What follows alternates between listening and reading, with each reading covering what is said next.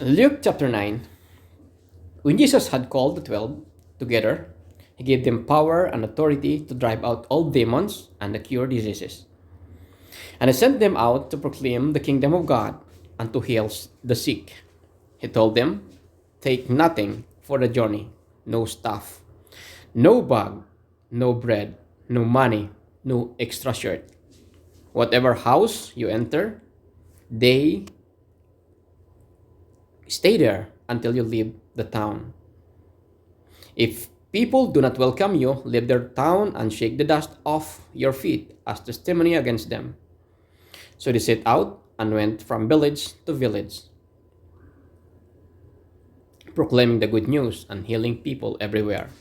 Now Herod the Tetrarch heard about all that was going on, and he was perplexed, because some were saying that John had been raised from the dead, others that Elijah had appeared, and still others had one of the prophets of long ago had come back to life. But Herod said, "I beheaded John. Who then is this I hear such things about?" And he tried to see him. When the apostles returned, they reported to Jesus what they had done. Then he took them with him, and they withdrew by themselves to a town called Bethsaida. But the crowds learned about it and followed him. He welcomed them and spoke to them about the kingdom of God and healed those who need healing. Late in the afternoon, the 12 came to him and said, "Send the crowd away so they can go to the surrounding villages and countryside and find food and lodging, because we are in a remote place here." He replied, "You give them something to eat." They answered, "We have only 5 loaves of bread and 2 fish, unless we go and buy food for all this crowd." About 5,000 men were there. But he said to his disciples, "Have them sit down in groups of about 50 each." The disciples did so, and everyone sat down, taking the 5 loaves and the 2 fish, and looking up to heaven, he gave thanks and broke them. Then he gave them to the disciples to distribute to the people. They all ate and were satisfied, and the disciples picked up 12 basketfuls of broken pieces that were left over. Once when Jesus was praying in the private and his disciples were with him, he asked them, "Who do the crowd say I am?" They replied, "Some say John the Baptist, others say Elijah, and still others that one of the prophets of long ago has come back to life." "But what about you?" he asked. "What do you say I am?" Peter answered, "God's Messiah." Jesus strictly warned them not to tell this to anyone. And he said, "The Son of Man must suffer many things and be rejected by the elders and the chief priests and the teachers of the law, and he must be killed, and on the third day be raised to life." Then he said to them all, "Whoever wants to be my disciple must deny themselves and take up their cross daily and follow me. For whoever wants to save their life will lose it, but whoever loses their life for me will save it. What good is it for someone to gain the whole world and yet lose or forfeit their very self? Whoever is ashamed of me and my words, and the Son of Man will be ashamed of them when he comes in his glory, and in the glory of the Father and of the holy angels. Truly I tell you, some who are standing here will not taste death before they see the kingdom of God." About 8 days after Jesus said this, he took Peter, John, and James with him and went up unto the mountain to pray. As he was praying, the appearance of his face changed, and his clothes became as bright as flashes of lightning. 2 men, Moses and Elijah, appeared in glorious splendor, talking with Jesus. They spoke about his departure, which he was about to bring to fulfillment of Jerusalem. Peter and his companions were very sleepy, but when they became fully awake, they saw his glory and the 2 men standing with him. As the men were leaving Jesus, Peter said to him, "Master, it is good for us to be here. Let us put up 3 shelters, one for you, one for Moses, and one for Elijah." He didn't know what he was saying.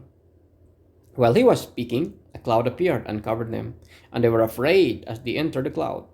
A voice came from the cloud, saying, "This is my son, whom I have chosen. Listen to him." When the voice had spoken, they found that Jesus was alone.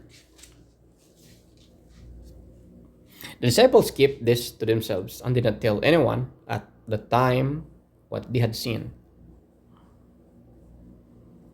The next day, when they came down from the mountain, a large crowd met him. A man with a man in the crowd called out, "Teacher, I beg you to look at my son, for he is my only child. A spirit seizes him, and he suddenly screams. It throws him into convulsions, so that he foams at the mouth. It scarcely ever leaves him, and it's destroying him. I beg your disciples to drive it out, but they could not."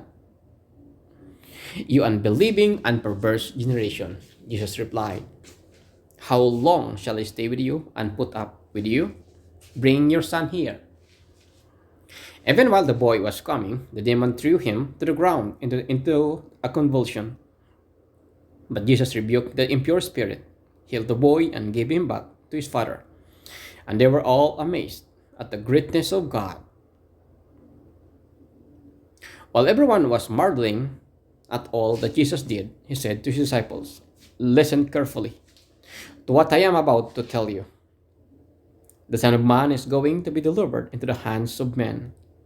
But they did not understand what this meant. It was hidden from them, so that they did not grasp it. And they were all afraid. They were afraid to ask him about it. An argument started among the disciples as to which of them would be the greatest. Jesus, knowing their thoughts, took a little child and had him stand beside him. Then he said to them, "Whoever welcomes this little child in my name welcomes me. And whoever welcomes me welcomes the one who sent me. For it is the one who is least among you all who is the greatest." "Master," said John, "we saw someone driving out demons in your name, and we tried to stop him because he's not one of us." "Do not stop him," Jesus said, "for whoever is not against you is for you." As the time approached for him to be taken up to heaven, Jesus resolutely set out for Jerusalem, and he sent messengers on ahead who went into a Samaritan village to get things ready for him. But the people there did not welcome him because he was heading for Jerusalem. When the disciples, James and John, saw this, they asked, "Lord, do you want us to call fire down from heaven to destroy them?" But Jesus turned and rebuked them. Then he and his disciples went to another village. As they were walking along the road, a man said to him, "I follow you wherever you go. I will follow you wherever you go." Jesus replied, "Foxes have dens and birds have nests, but the Son of Man has no place to lay his head." He said to another man, "Follow me." But he replied, "Lord, first let me go and bury my father." Jesus said to him, "Let the dead bury their own dead, but you go and proclaim the kingdom of God." Still another said, "I will follow you, Lord, but first let me go back and say goodbye to my family." Jesus replied, "No one who puts a hand to the plow and looks back is fit for service in the kingdom of God.